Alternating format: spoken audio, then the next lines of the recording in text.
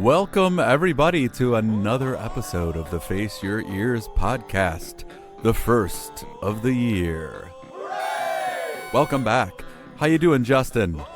I'm doing well here in the year 2025. Sounds so futuristic. I just learned that, technically speaking, George Jetson is 3 years old at this point. So wherever George Jetson is in the world, 3 years old. It's amazing. But yeah, I'm doing great. It's great to kick off our first episode of the new year. All right. Yes. For those of you who are new listeners, welcome. We have a website at www.faceyourears.com. We're also on social media. Just look for Face Your Ears podcast. We try to release an episode at least once a month. We're going to try to maybe kick it up this year. We'll see how things go. But for sure, once a month, typically on the last Tuesday of the month, you can catch us. And we like to talk about all things music and recording related. And speaking of that, Justin, how is everything going in the studio? Things are going well. I've got some new ideas cooking. So like I discussed in the Face Your Year episode that we wrapped up 2024 with, I'm continuing to work on some Logic Pro videos. What I want to do is really help people that have no background, no familiarity whatsoever with using a DAW like Logic specifically, and help them just get started. So I want to get them set up and going and working on their first song. So I'm working on that. That's been a lot of fun, very challenging. It's a lot of work, but I'm focused and passionate about that project. And last night, you and I were hanging out, and we were playing a little video game action, Micro Mages, for those curious. It's an excellent 8-bit game.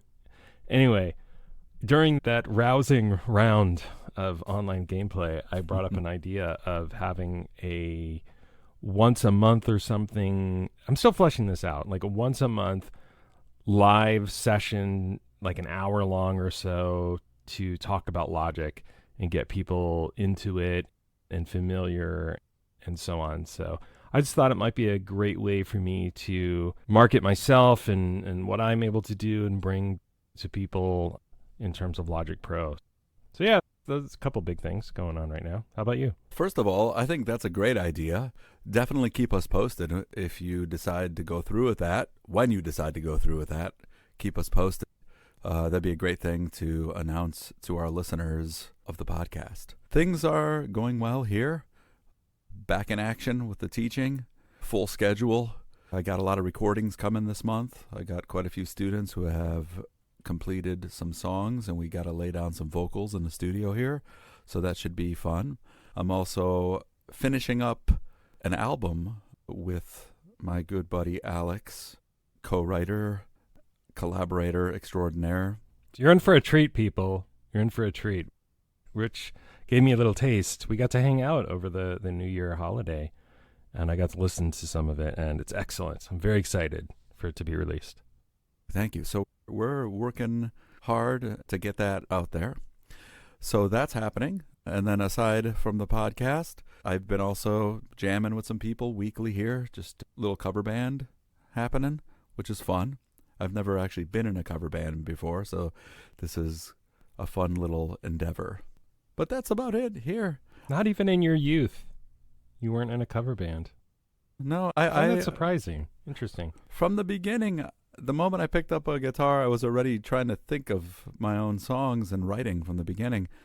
And then got into bands where we mostly wrote originals, played some covers here and there. But yeah, so this is like a full-on cover thing happening, which is great. Awesome.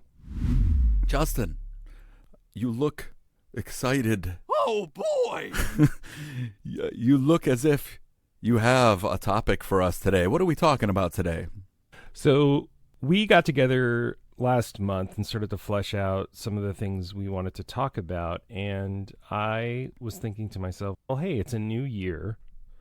Why not talk about new tools? So in this episode, we're going to focus on a few tools that I've been really excited about that I just wanted to share with you, Rich, and with our audience. And so here we are to talk about a new year, new tools. So that's going to be the focus of our very first episode of 2025. Excellent. Justin, when you're talking tools, are we talking like screwdrivers and a ratchet set here to tighten up some loose screws in the studio? Not quite. I'm going to share my screen here with you, Rich. There's actually 3 tools that I've come across in recent months that I am really excited about and that I've dabbled in a bit, and I just wanted to share them. So first off is a website called hooktheory.com. And I first learned about this through a really fantastic YouTuber / producer named Sides. She did an episode touching on this, and I was like, oh, this seems really cool. So I went out myself and I checked it out. So let's dive into what we're looking at. All right. What is hook theory? There's a lot of different, I guess, subtools or features of this website, but it's a website that's basically harnessing the power of music theory. So it allows you to go here and get a sense of things like chord progressions, chord possibilities, things like that. It allows you to look at which songs use which chord progressions, like what are the most popular chord progressions, and that kind of thing. So are you saying this site is designed to help you with songcraft? Yeah, I think so. I've used it for that very purpose. And so what we're looking at is like chord progression trends. And so right now I'm just using the key of C major. I've got a drop-down menu to select the key and the mode, whether it's like major or minor, or we can go into other modes like Dorian, Phrygian, and so on. I selected the chord D minor. And so right away it's like, hey, here's 953 songs in C major that contain the chord D minor. And so it's like, whoa, okay. That's crazy. And so now if you look here, I've got these little bubbles that show me like the likelihood. So on the left-hand side there. Yeah, on the left-hand side, it's showing me like the percentage of likelihood that this chord was used next. So like I see, let's see, E minor is pretty low on the list. So I'm going to go to E minor, and now it's like whittling the songs down. Now it's only showing me 82 songs. So I see like Until the Night by Billy Joel, for example.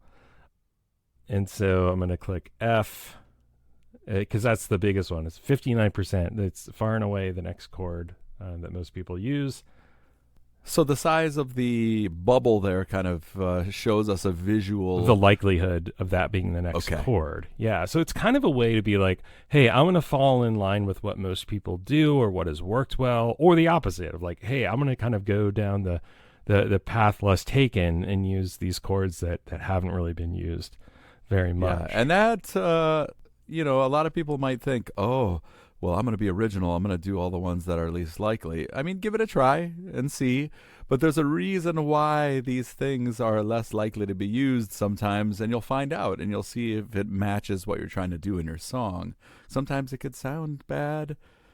Sometimes it could sound good. You got to play with it. Yeah. There's a song here by Bruno Mars called Count on Me. And in this song, he uses the progression of D minor to E minor to F.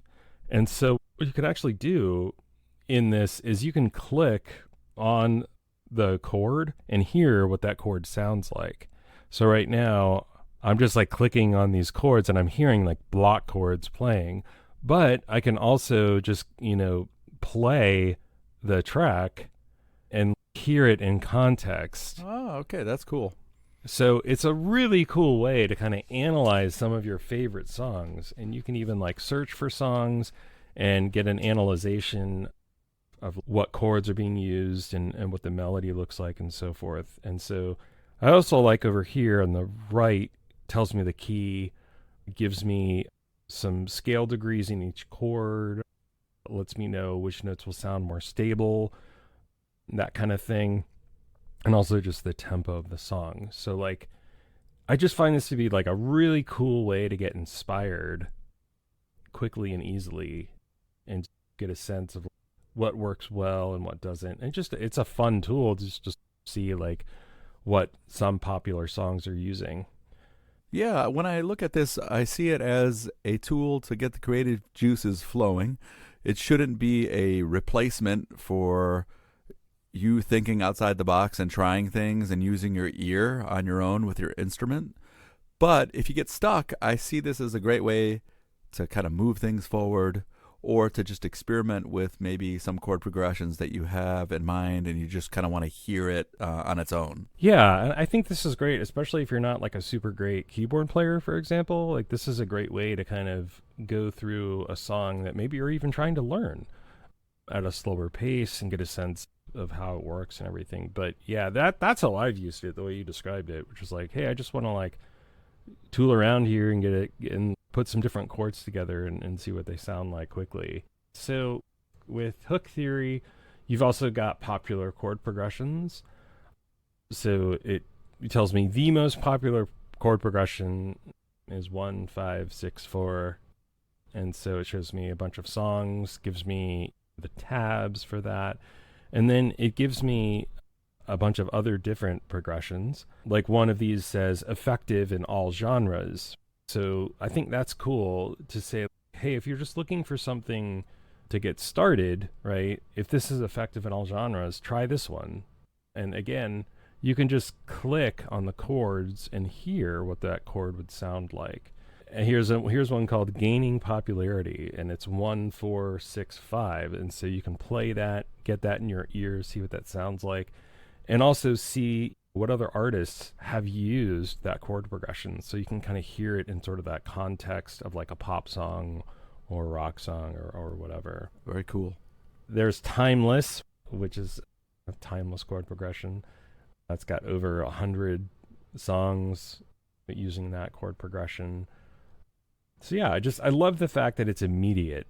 You don't have to write out a bunch of chords in your DAW and pick an instrument and stuff. This is just like, boom, here are the chords, here's what they sound like, here's how they've been used in other contexts and so forth. One other thing I just wanted to talk about that I think is cool on hook theory is this infographics section. So it shows us things like chords in major keys, the most popular chords in major keys. So you get an infographic about what those chords are. Popular keys by scale, so like the most popular minor keys, the most popular Mixolydian keys. And then I think this is fun, decades. So like here are the chord progressions in the top 10 songs of the 1980s, the 1990s, the 2000s, etc. Wow. Albums, chord analysis of all the tracks in an album. So like here's Midnights by Taylor Swift, or Happier Than Ever by Billie Eilish. So this is just such a cool site for somebody that wants to learn more about some of their favorite artists, to just getting inspired and having some pretty cool interactive and accessible tools to use as well. Yeah, it kind of like aggregates a bunch of information, condenses it down so you could use it as you please. Yeah. Very good find, Justin. Yeah. Very good. And what I'll say, last thing to wrap up hook theory is, of course, we're going to link to this. We'll also link to Side's video on this resource. She does a great job of diving into it in more depth than we can here. But if you head over to hook theory, just find the resources menu. And towards the bottom, you'll see some of the things we talked about here on this show, like infographics, popular chord progressions, that kind of thing. So yeah, that's hook theory. Excellent. All right, Justin, that's a great tool to help kickstart some creation for songwriters in the new year. What else do you got? One of the things I mentioned before is that some people aren't as skilled in playing an instrument like a guitar or a keyboard. And this company, Vochlea, has released a product called Dubler, and now they're on Dubler 2. It was so popular and so successful, they created a second one. But Dubler 2 has been used by a lot of prominent producers and singer-songwriters and stuff. And what it is, a microphone, it's really not a special microphone, just a generic microphone, dynamic microphone, I should say, that you plug in to your computer. And then it has software that allows the user to essentially sing parts with their voice into their DAW. And so this software comes with a ton of different sounds like trumpet and bass and piano and all of those different things. So you can actually sing your part and get the instrument that you've selected to play and, of course, record into your DAW. And it doesn't do just melodic stuff. You can also do things like drums. So you can basically like beatbox, and you can train it to respond to certain sounds that you're making as you're sort of beatboxing, which is kind of cool. And you can also set it up to play chords. You can set up a key signature, like the different chords that are being used, and it allows you to easily play chords, like maybe you're using like sustained sounds, like a string section or something like that. You can actually just sing into the microphone, and boom, it's going to capture that for you right away. So very cool. That's cool. Tool. So let me ask you this. Is this software that you purchase, or is it a subscription? What is this? Yeah, so this is a piece of software that you purchase. So the software itself, if I'm not mistaken, is $149. US? US, yes, because we have some of our friends overseas that do not spend US currency. So yes, $149 US just for the software, and that's it. So once you buy that, the software is yours, kind of thing. A rare thing in this world that we live in today. But there's also the kit, and this kit comes with the software, of course, but also a USB microphone. So they kind of set up the user who might not have a microphone already. So you could use your own mic if you want. You can. It just has to be a dynamic microphone. So not a condenser mic, not what we're using here. It's got to be like your handheld kind of mic you'd use in a band practice or something. Exactly, yeah. One of those like Shure SM58s or something like that. But yeah, it's pretty cool. You can select from virtually any instrument you can think of, and then you could just start singing into your DAW. So if your strength is as a singer and you're not necessarily an instrumentalist, this is a definite game changer, because you can now just sing your parts into the microphone, into your DAW, and capture it right away. I love this tool. That's excellent. And it looks like there's some samples. If you go on their site, it looks like you could I see a button that says hear it in action, and it looks like some video clips. So that's great. There's a bunch of people demonstrating how it's used across all these different genres and styles. So definitely check it out. It's Vochlea.com. And of course, we're going to link this in our show notes so that you can jump in and check it out yourself. Excellent. Very cool. So it seems like you've provided us with one free option, the website. I'm assuming the Hook Theory was just a website that's free. It is. They have some, further resources that you can pay for, but what I was looking at and showing you is definitely free. Excellent. And then we have Vochlea here, which, it's not a bad deal for what they're offering, and you get to own the software, which is nice. And then what else are you going to show us? What else do you have on the menu today, Justin? There is one other tool that I've started to use that I absolutely love. And this tool is free, but there is a paid version that, of course, unlocks other features. And this is called Muse. So Muse is a tool. It's basically, if I had to sum it up, it's like Zoom, but for musicians. And so it allows people to collaborate remotely, regardless of the DAW or digital audio workstation that they are using. Oh, that's great. So, Rich, you can be using Logic Pro. I can be using Ableton Live, and we can hear each other and collaborate together. It sets up a lot of basic things that we're used to nowadays in collaborating online, like video chat, text chat, right? We can hear each other, we can see each other. But this goes a step further in that it allows me to stream my audio from my DAW to the other person or persons.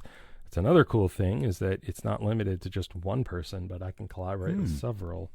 And so I can, open up my Logic Pro, open up a session, and pump my audio right from Logic into this Muse virtual session with my collaborators. And so they can hear what I'm working on, they can respond to it, they can react to it, and so forth. But it doesn't stop there. It also allows you to record audio. So like Rich, if I were a client of yours, you could actually control my computer remotely and record me onto your computer, or it could record to that person's computer locally. And so it's basically like being someone's sound engineer from, a different time zone.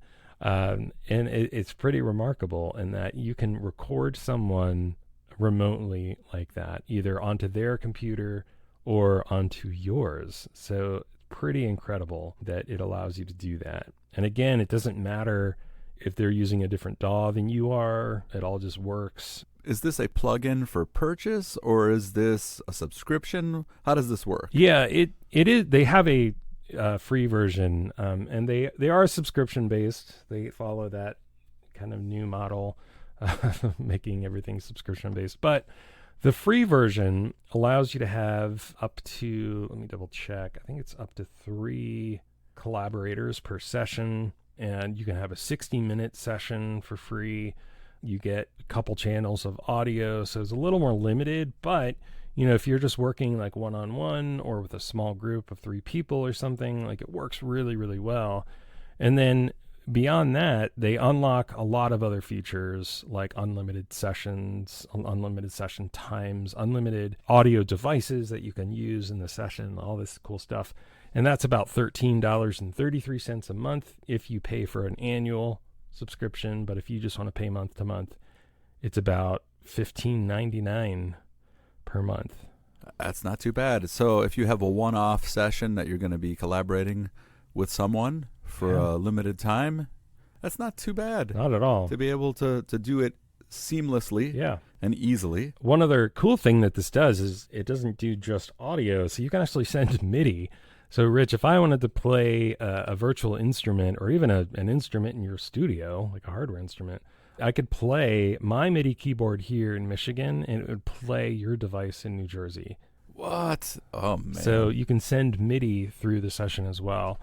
And I tried this out with our friend Barack, and it's cool. It works. There's a little bit of latency. However, if you're just trying to convey an idea or like a chord or like, something like that, it's perfect. It's great. If you're like, oh, I think the chord should sound like this, or, this little melody part should sound like that, you can do that. And you can play that person's instrument from very far away. Well, I'm sure you could probably capture that MIDI and then you could adjust it slightly if it's something that needs to be, in the track itself. Yeah, absolutely. The possibilities, man, the possibilities. This is fantastic.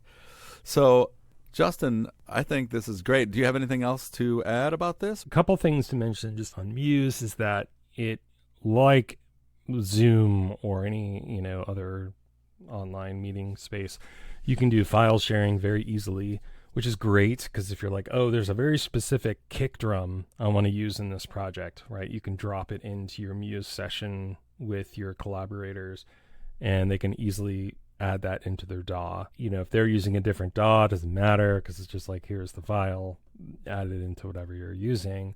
And another thing that I think is cool is that you can find other people to collaborate with. So there's like a community aspect to Muse.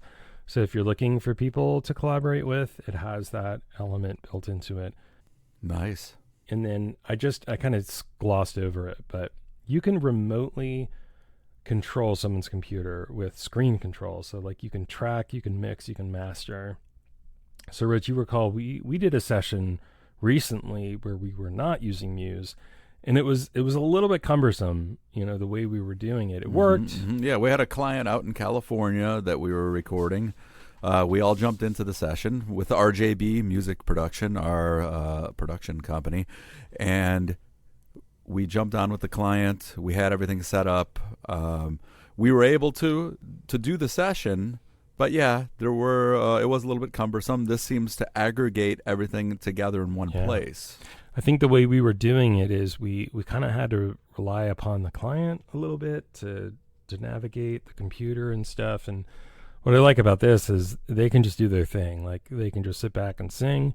Somebody else can take control and hit record and capture the audio and do all of that. So that's really the ideal situation in a recording context, is that the performer can just perform. Like they don't need to worry about audio engineering and technical stuff. Like they can just give their best in what they do. So that's really everything I wanted to talk about in regards to Muse. But as you can tell, it's pretty incredible. In the times that I've used it, I've been absolutely impressed. And I think it's really going to be something that we use in RJB music production going forward this year. So very excited to have this in our toolbox. Yeah, look forward to trying that out. Well, thanks, Justin. You have shown us 3 nifty tools to help us move things forward with our recording projects in the new year. First one being Hook Theory, where you can find out more about song craft and putting together chord progressions and melodies. You got Vochlea, where if you have an idea and you want to convey that using your voice with a microphone and have it convert it to a MIDI instrument, you have that software. And then, last but not least, Muse, which allows you to collaborate with people remotely in a more seamless fashion, allowing you to share ideas and even do remote recording sessions with a nice, nifty little plugin. So thank you, everyone, for tuning in, and thank you, Justin, for looking into these things for us. Absolutely. It was a lot of fun. I've had a lot of fun learning about these and using them. Like I said before, we will include helpful links for you, dear listener, to check these out on your own, dive into them yourself, and get the most out of them that you can. With that, we'll wrap things up here. Thank you so much again, everyone, for listening, and we'll catch you in the next episode. Bye for now. Bye. Thank you for listening to the Face Your Ears podcast. If you found this episode entertaining and informative, be sure to share and leave a review. Also, check us out on social media and be sure to like, comment, and subscribe. For more information related to our podcast, head on over to www.faceyourears.com. Links can be found in the show description. And remember, whether you're a musician just starting out or a seasoned professional looking to talk shop, it's time to face your ears.